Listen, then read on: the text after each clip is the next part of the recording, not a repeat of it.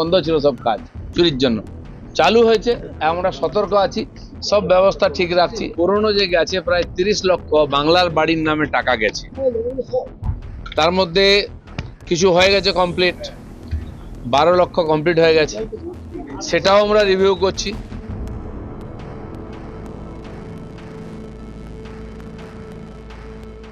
বন্ধ ছিল সব কাজ চুরির জন্য। চালু হয়েছে, আমরা সতর্ক আছি, সব ব্যবস্থা ঠিক রাখছি। স্পেশাল অডিট হচ্ছে আমাদের 10% পঞ্চায়েতে। এবার এই সমস্ত কাজের আবাস জিরামজির যে ঠিকঠাক হয়েছে, যদি গন্ডগোল থাকে আইনি ব্যবস্থা হবে। তার জন্য আমরা আইন পাল্টেছি যাতে কাজ না আটকায়, সে ব্যাপারে এখানে কথা হয়েছে।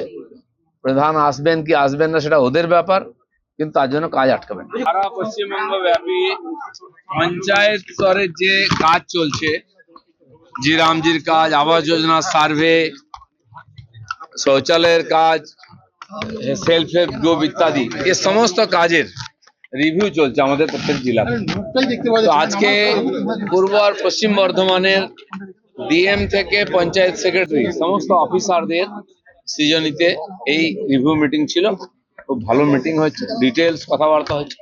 কিছু কিছু বিভাগে কাজের গতি একটু কম আছে, আমাদের যিনি কমিশনার ছিলেন, বাকি সেক্রেটারিরা তারা বলেছেন, এবং ডিএমরাও বলেছেন যে খুব তাড়াতাড়ি আমরা পিক আপ নিয়ে কাজের গতি বাড়াবো। পুরনো যে গেছে প্রায় 30 লক্ষ বাংলার বাড়ির নামে টাকা গেছে, তার মধ্যে কিছু হয়ে গেছে কমপ্লিট, 12 লক্ষ কমপ্লিট হয়ে গেছে, সেটাও আমরা রিভিউ করছি যোগ্য লোক পেয়েছে কিনা। 18 লক্ষ বাকি আছে, ফার্স্ট ফেজের পেয়ে গেছে, সেকেন্ড ফেজের সেদিন 20 লক্ষ 20,000কে মাননীয় মুখ্যমন্ত্রী পাঠালেন।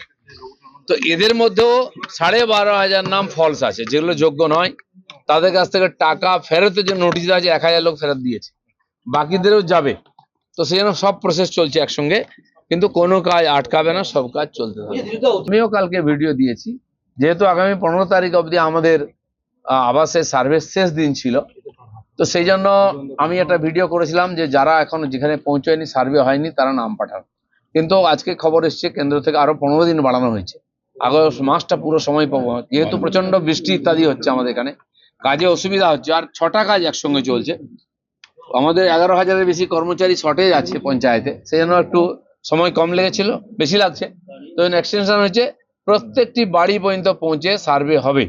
আর যারা যেখানে পৌঁছয়নি তারা নিজের নাম ঠিকানা পাঠান, সেখানে আমরা কর্মচারী পাঠিয়ে সার্ভে করবো। সেই জন্য বন্ধ ছিল 100 দিনের কাজ 4 বছর। আবার শুরু হয়েছে জিরামজি, আইনেরও পরিবর্তন হচ্ছে, অনেক স্কিম যুক্ত হয়েছে। আর যাতে ওই ধরনের ঘটনা না হয় তার জন্য আপনারা জানেন আমরা সেক্রেটারির দিকে জায়গা দিয়েছি, প্রধানের জায়গায়, যাতে দুর্নীতি কম হয়।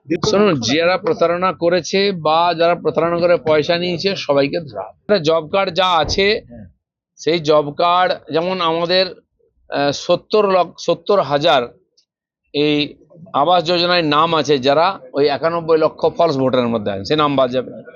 সেরকম জব কার্ডের ব্যাপারটাও ম্যাচিং চলছে। নতুন কার্ড আসছে, গ্রামীণ রোজগার গ্যারান্টি কার্ড জিরামজির জন্য, সেই কার্ড নতুন করে ইস্যু হচ্ছে। পরে যে কার্ডগুলো আছে সেগুলোও চলছে জব কার্ড, সেগুলোকে রিভিউ হবে, ম্যাচিং হবে, যেগুলো বাদ যাবে, বাকিগুলোকে নতুন কার্ড দেওয়া হবে।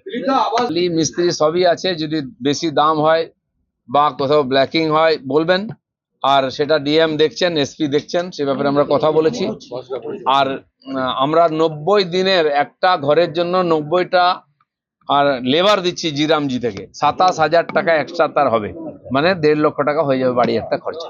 আপনারা সবাই জানেন সমস্ত পাপের মূলে উনি ছিলেন, সেজন্য ইনকোয়ারি চলছে। যেহেতু নতুন করে আবার যা নাম আসবে, যারা যুক্ত ছিলেন সবাই আসবেন।